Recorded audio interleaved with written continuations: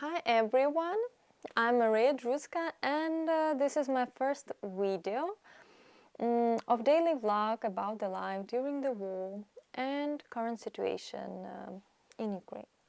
I called it daily vlog and I really wished it would be a daily vlog, but it's not. And it's not because I have nothing to say, it's because my circumstances do not allow me to prepare and record my videos every day. I wake up in the morning and there is no electricity. I go to work.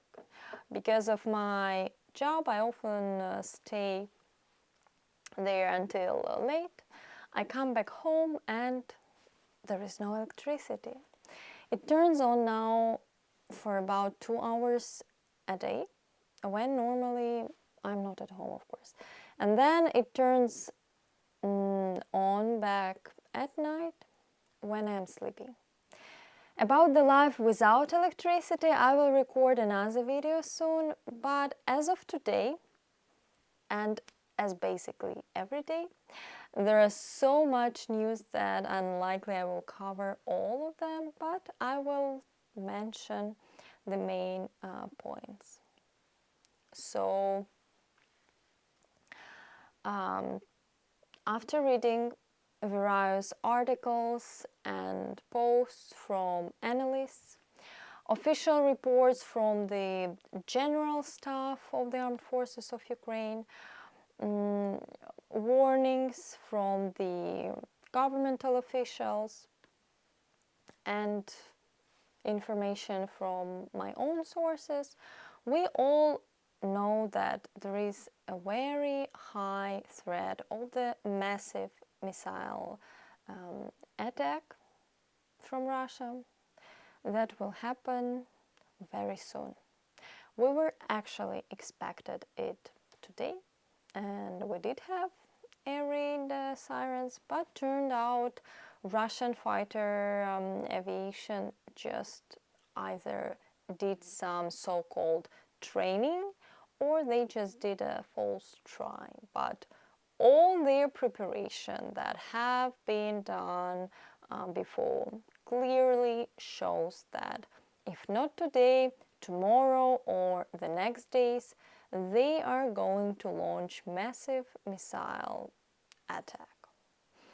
Russia knows they are losing their battle and losing on the battlefield badly. So their main goal now is to create humanitarian catastrophe in Ukraine, to get Kyiv and the whole Ukraine into the total blackout.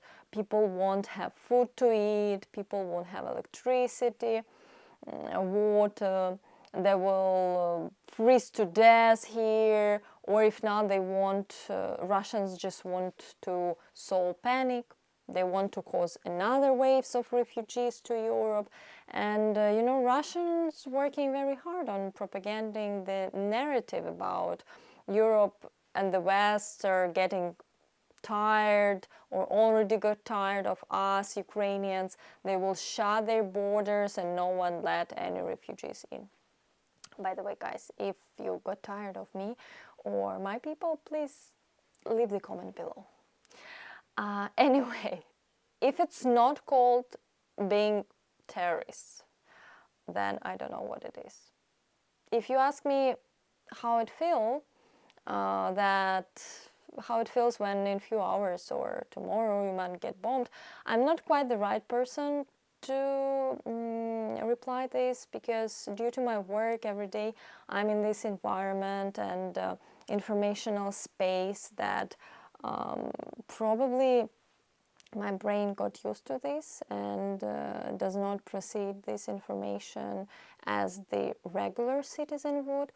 I personally do not think it's psychologically healthy, to be honest, but I guess that is what it is. So normally I do not worry about myself, but just about people I know, because I have family members living in Kyiv in different districts of the city. So Yeah, but people do worry. We understand that it's gonna be a tough winter, but how people are getting ready for it, I will record separate video next time. Back to news. Another piece of news is that buying Starlink becomes more expensive. When making the order from the official website to Ukraine, the price is $700. Before it was $385, and now it's $50 delivery cost, and to other countries the delivery remains free. And monthly service fee increased from $60 to $75. It is obviously very demanded equipment in Ukraine now, and because it's one of the only options for soldiers who can have connections, as well as for civilians as well when electricity outage, and not only on those territories that have been liberated soon, there are no electricity at all. Me personally, as well as I believe other people, would definitely want some official explanations on the price changing. When the world is trying to help Ukraine as much as possible, Elon decided to increase prices on the very important for us equipment, knowing that Ukrainian people can barely afford paying their daily bills, and not talking about these luxury as Starlink. And yeah, one more thing that came to my mind is somewhere in Russia, Medvedev stated that if NATO provides Patriot defense system, air defense system to Ukraine, as well as their personnel, they will immediately become a legit target for Russian Federation.